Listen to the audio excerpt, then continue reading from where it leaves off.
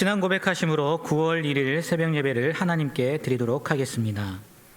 전능하사 천지를 만드신 하나님 아버지를 내가 믿사오며 그 외아들 우리 주 예수 그리스도를 믿사오니 이는 성령으로 잉태하사 동정녀 마리아에게 나시고 본디오 빌라도에게 고난을 받으사 십자가에 못 박혀 죽으시고 장사한 지 사흘 만에 죽은 자 가운데서 다시 살아나시며 하늘에 오르사 전능하신 하나님 우편에 앉아 계시다가 저리로서 산자와 죽은 자를 심판하러 오시리라. 성령을 믿사오며 거룩한 공예와 성도가 서로 교통하는 것과 죄를 사하여 주시는 것과 몸이 다시 사는 것과 영원히 사는 것을 믿사옵나이다. 아멘. 오늘 말씀은 요한계시록 17장 1절에서 18절까지의 말씀입니다. 제가 읽도록 하겠습니다. 또 7 대접을 가진 7 천사 중 하나가 와서 내게 말하여 이르되 이리로 오라. 많은 물 위에 앉은 큰 음녀가 받을 심판을 내게 보이리라.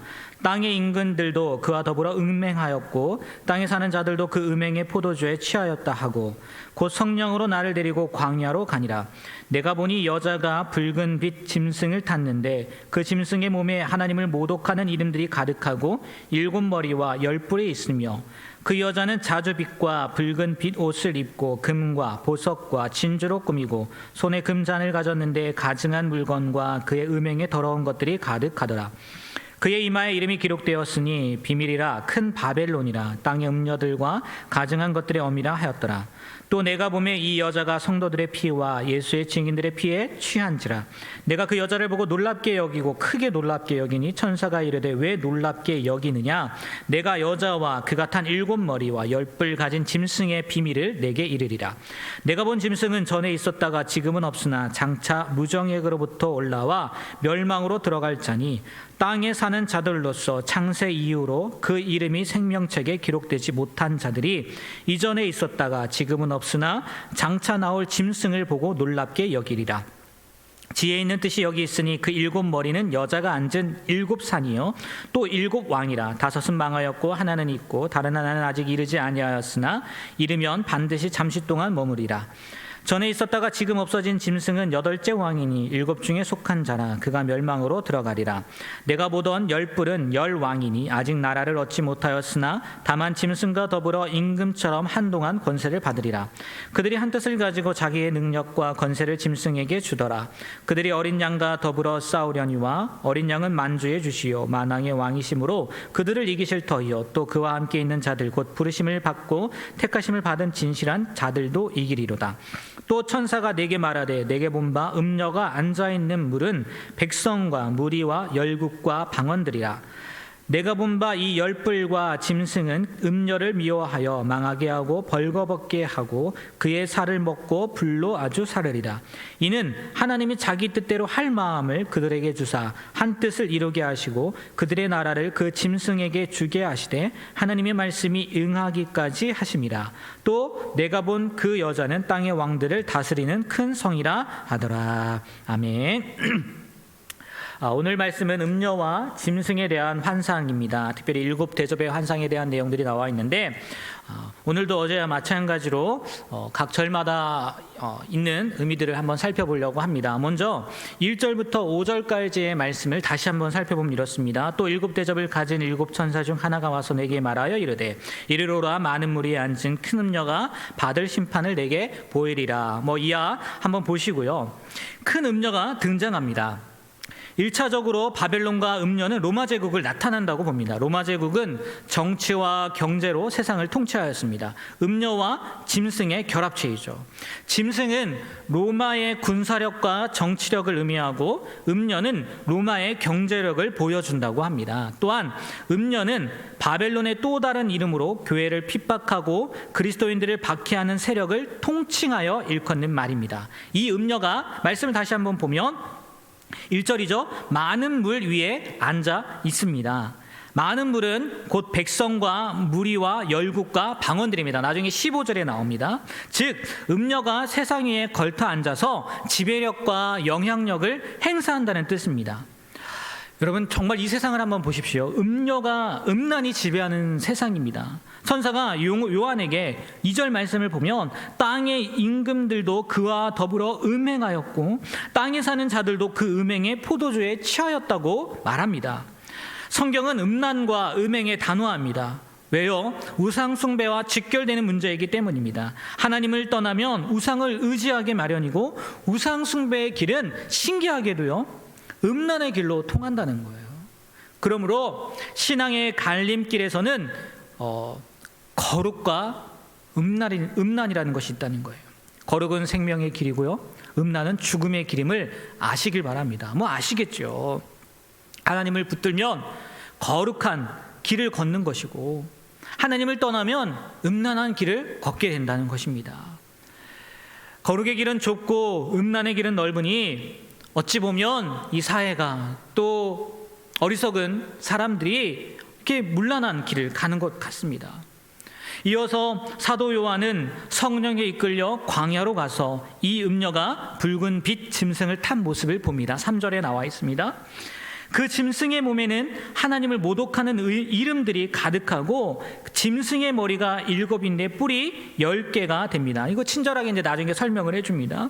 13장에서 바다에서 올라온 짐승과 같은 모습이죠. 그리고 또 오늘 말씀해 보니까요, 이 음녀는 온갖 사치스러운 것들로 몸을 휘감았습니다. 값비싼 옷과 보석으로 한껏, 4절을 보십시오, 치장했다는 거예요. 그런데 그 속은 어때요? 더러운 것들이 가득하다는 거예요. 그러면 왜 그렇게 화려하게 치장했겠느냐는 거예요. 당연한 겁니다. 가리고 위장하기 위함이라는 거죠. 그리고 그 이마에는 큰 바벨론이라는 이름이 기록되어 있습니다. 바벨론은 돈과 권력이 지배하는 세상을 두루 일컫는 말입니다. 이름입니다. 이 음녀가 바로 그 짐승 같은 세상에 올라타 앉은 것입니다. 다스리고 있다는 거죠. 지배하고 있다는 거죠. 이어지는 6절과 8절의 말씀입니다. 제가 읽어보겠습니다. 또 내가 보매 이 여자가 성도들의 피와 예수의 증인들의 피에 취한지라. 내가 그 여자를 보고 놀랍게 여기고 크게 놀랍게 여기니 천사가 이르되 왜 놀랍게 여기느냐. 내가 여자와 그가 탄 7머리와 10뿔 가진 짐승의 비밀을 내게 이르리라. 비밀을 알려주는 거죠. 내가 본 짐승은 전에 있었다가 지금은 없으나 장차 무적행으로부터 올라와 멸망으로 들어갈 자니 땅에 사는 자들로서 창세 이후로 그 이름이 생명책에 기록되지 못한 자들이 이전에 있었다가 지금은 없으나 장차 나올 짐승을 보고 놀랍게 여기니라.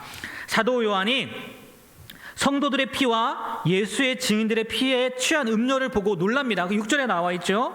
그러니까 천사가 그 음료와 짐승의 비밀을 알려줍니다. 7절에도 나와 있습니다. 짐승을 봤더니 전에 있었다가 지금은 없으나 장차 무적행으로부터 올라와 멸망으로 들어갈 자라는 거예요. 이게 8절이고요. 이것을 고대 바벨론, 아수르, 바사, 로마 등과 같은 세상 왕국을 의미한다고 합니다. 한때 번창했다가 무너진 왕국들이죠. 그러나 하나는 있다고 해요. 장차 나올 짐승이라고 이야기합니다. 그런데 이 짐승 또한 무정에게서 나와 어떻게 된대요? 멸망당할 자라는 것. 다시 한번 말씀을 보십시오.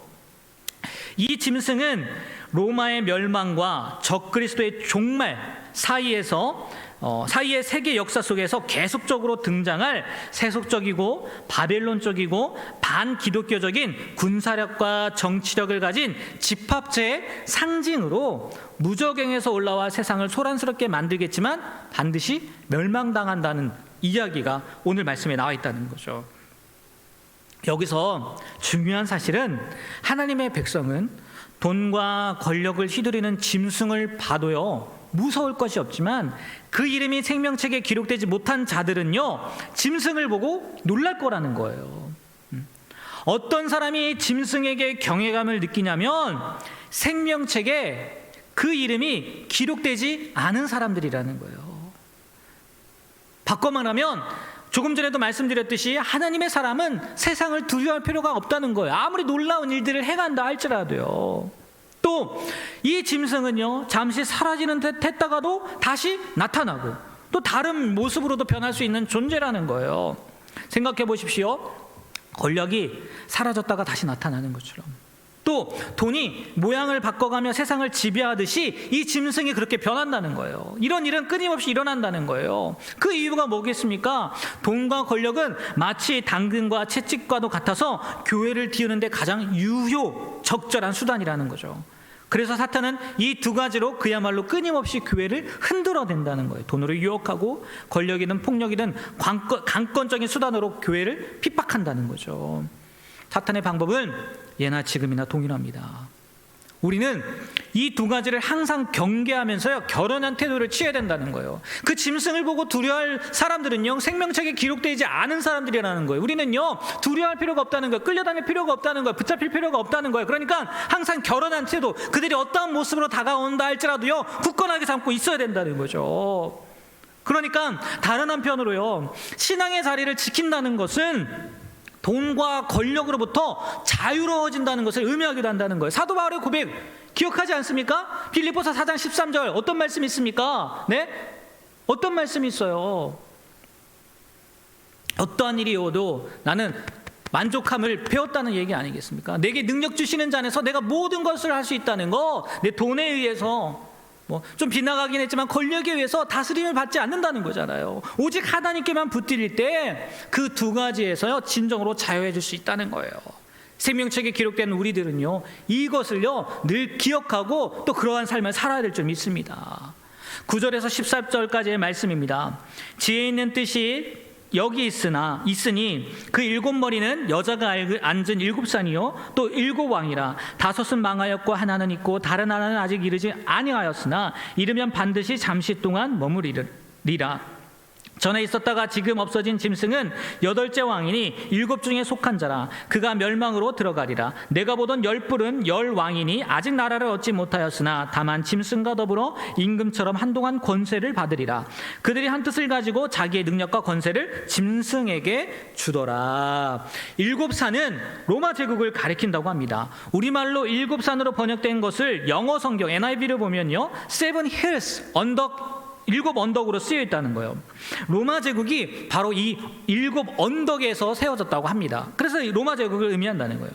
또 10절에 나와 있는 일곱 왕에 관해서는 역대 로마 황제 중에서 누구를 시작으로 일곱 왕을 세는가에 따라 이야기가 달라집니다. 어쨌건 성경은 다섯 왕은, 다시 한번 말씀을 보여주세요. 다섯 왕은 이미 죽었고 하나는 재임 중이고 다음 왕은 아주 10절입니다. 아주 잠시만 재임할 것이라고 말합니다.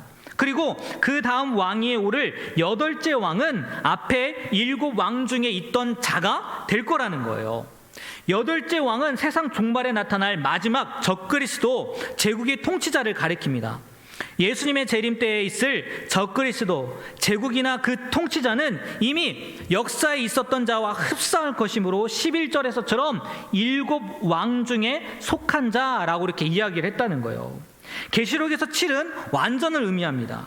짐승의 일곱 머리나 일곱 왕은 당시 로마 제국의 일곱 황제를 가리키기도 하고 동시에 역사 속에 계속 등장하는 반기독교적인 제국이나 통치자를 가리키기도 한다는 겁니다. 그러나 중요한 것은 뭐냐? 이들의 운명은 정해졌다는 거예요. 어떻게? 반드시 멸망할 거라는 거예요. 그리고 이어지는 열뿔, 어떻게 해석해야 될까요? 일곱 머리가 로마 제국의 황제를 만약에 가리킨다면 열뿔은 로마 제국의 지배하에 있는 분봉 왕들이나 각 지역을 다스리는 통치자들을 가리킨다는 거예요. 열뿔과 짐승이 한동안 임금처럼 권세를 받았다가 한 뜻으로 자기의 능력과 권세를 짐승에게 줄 것입니다.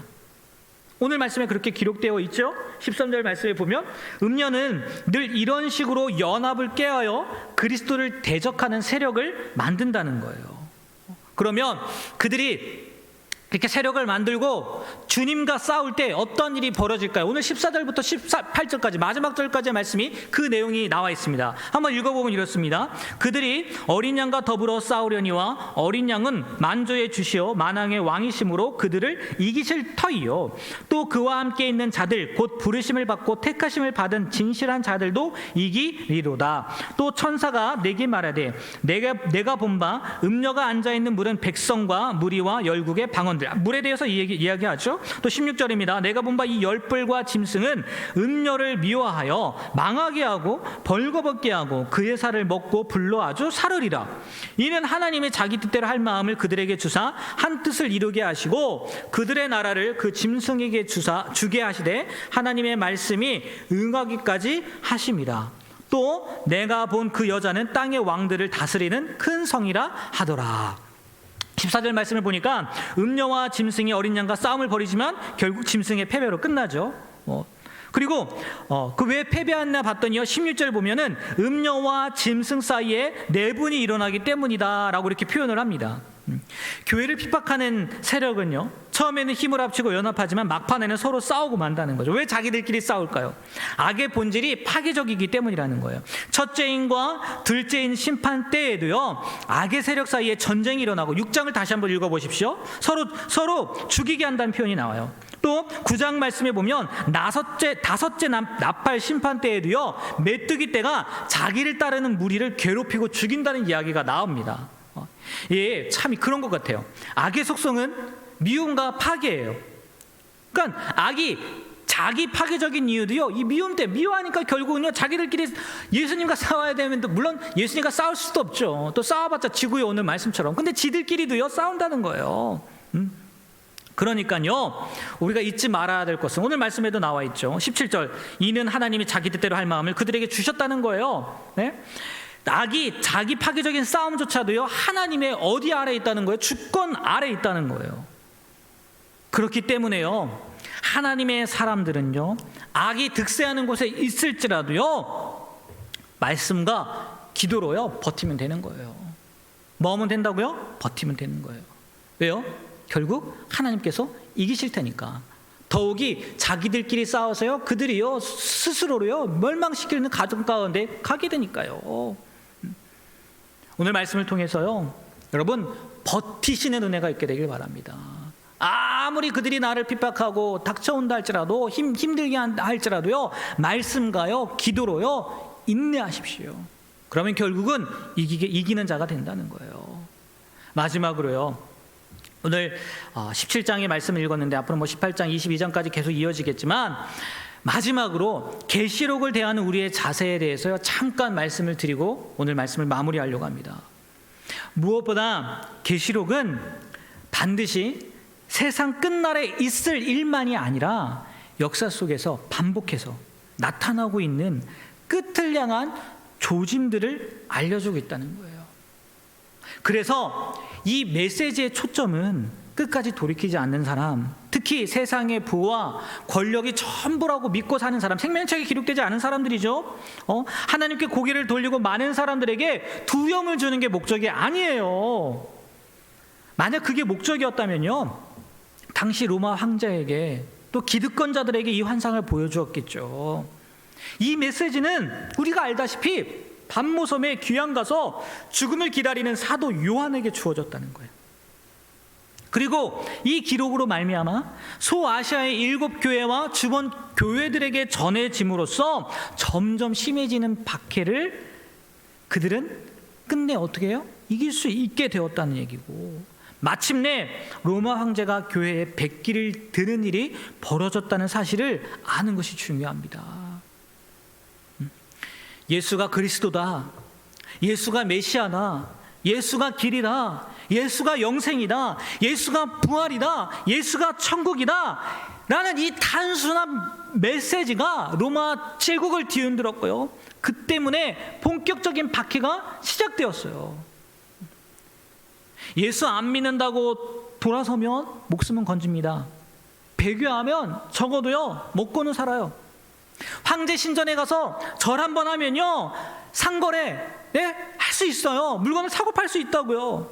그런데도요, 그들은 그 모든 것을 거부했어요. 그리고 날마다 목숨이 위태로운 상황 속에서도 무엇을 지켰습니까? 믿음을 지켰어요. 버텼어요.